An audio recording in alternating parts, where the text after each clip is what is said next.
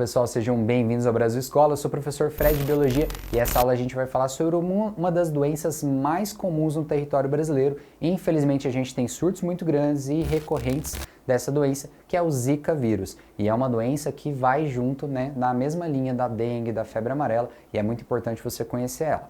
Antes da gente ir para essa aulinha, não esquece de se inscrever aí no canal e ativa o sininho também para você receber a notificação de todos os nossos vídeos. Preparados? Bora lá!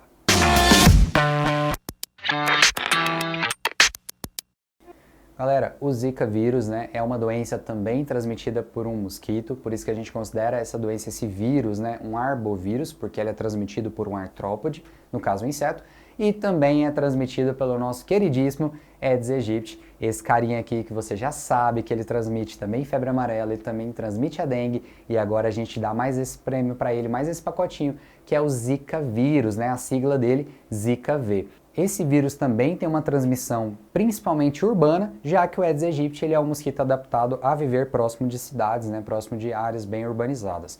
E o vírus do Zika ele foi isolado pela primeira vez na floresta de Zika, em Kampala, na região de Uganda, lá na África, em 1947. Então esse é um vírus muito antigo, ele veio circulando o país, o mundo todo, à medida que a gente foi aumentando realmente essas relações internacionais, transporte de cargas e tudo mais, e esse vírus foi deslocado para o nosso território e desde então a gente tem vários surtos e epidemias aqui no país. Esse vírus é a primeira vez que ele foi isolado foi em animais e a primeira vez que ele foi isolado em humanos foi na Nigéria em 1953.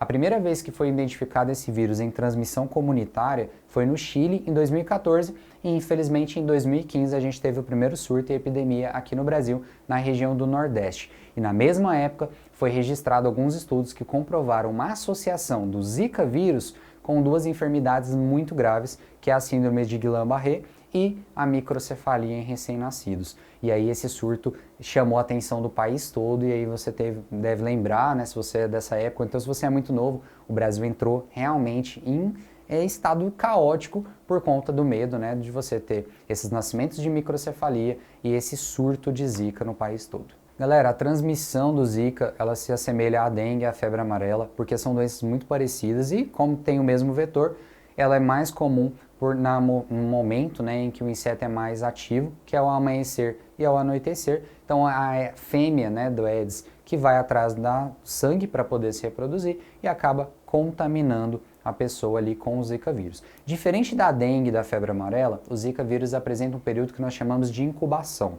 O que é isso? Você pode ser contaminado com o Zika e ele pode ficar de 3 a 14 dias quietinho no seu organismo, depois disso que ele vai começar a iniciar os sintomas. Então ele pode ter um período de incubação que vai de 3 a 14 dias. Então você pode ser picado hoje e só daqui a 14 dias começar a desenvolver os sintomas da doença. Em falar dos sintomas, olha aí a lista deles, são vários sintomas e você já pode perceber que é facilmente confundido com febre amarela ou com a dengue. O que chama muita atenção no Zika vírus é essas dores musculares aí nas articulações que podem evoluir para um formigamento. E esse formigamento você tem que buscar realmente um atendimento médico muito rápido, porque como eu falei, o Zika pode ter uma associação com doenças relacionadas com a degeneração do sistema nervoso. Então esse formigamento pode ser um indicativo de que o vírus está afetando o seu sistema nervoso e aí sim você tem um grande problema. No geral, os sintomas vão durar entre 2 e 7 dias e aí a pessoa geralmente se recupera muito bem, mas em casos clínicos, como eu falei, dessas associação com outra doença, é melhor ter um acompanhamento médico. Sobre essas complicações relacionadas ao vírus Zika, eu separei aqui para a gente comentar um pouquinho. Primeiro, a relação do vírus Zika com a síndrome de Guillain-Barré.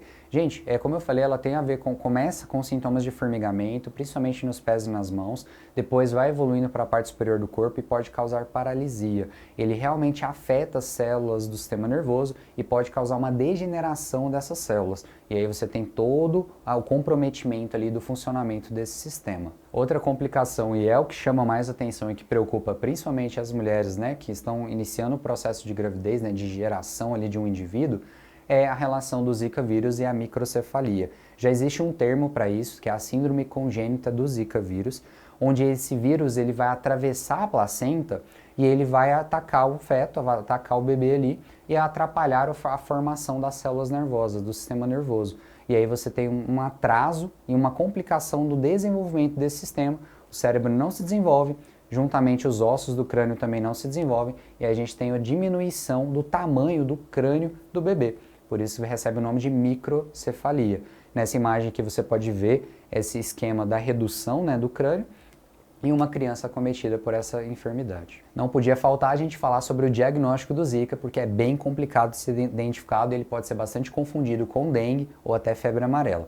No caso do Zika, é necessário sim a realização de vários exames laboratoriais específicos, em alguns casos RT-PCRs específicos também para saber a presença do vírus e ter certeza se é o Zika vírus. No caso das gestantes, é necessário ultrassom, tomografia, ressonância magnética para ter certeza se o bebê está sendo afetado ou não. Como eu falei, o vírus consegue passar pela placenta e aí você tem que ter o acompanhamento pré-natal. Sobre o tratamento, infelizmente, não existe um tratamento específico, então basicamente você vai tratar os sintomas e ter o acompanhamento do paciente ali para ver se não vai ter nenhuma complicação. Assim como na dengue e na febre amarela, não é indicada a utilização de medicamentos com ácido acetil salicílico, que é o nosso AS ou aspirina, que ficou muito famosa aqui no país, porque essa substância ela atrapalha os nossos fatores de coagulação. E essas doenças elas afetam principalmente esses fatores de coagulação, o nosso fígado também, e esse AS só vai piorar as coisas.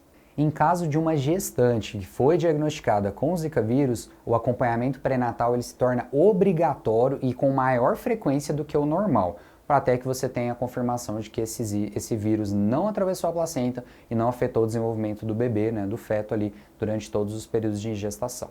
E para a gente encerrar, vamos falar sobre a profilaxia dessa doença, assim como a dengue e a febre amarela, você tem algumas formas de evitar ela. Nesse caso do Zika vírus, nós não temos vacina e infelizmente também não está em produção. Então como é que você se protege? Evitando a picada do mosquito, evitando que ele se prolifere. Então você vai combater a presença desse vetor aí na sua região, no seu bairro, na sua cidade, na sua casa, e também você pode usar inseticidas ou larvicidas para eliminar esse mosquito aí. Em regiões de surto, é muito comum a utilização do fumacê, né, que é um inseticida para eliminar esses bichinhos aí da região. E é lógico, né, faz parte da profilaxia você evitar os criadores desse mosquito e também tratar os doentes, tá, pessoal? Porque se você evita que esse vírus entre em contato com o mosquitinho e ele vá picar outras pessoas, você diminui essa cadeia de transmissão e ajuda bastante a evitar essa doença.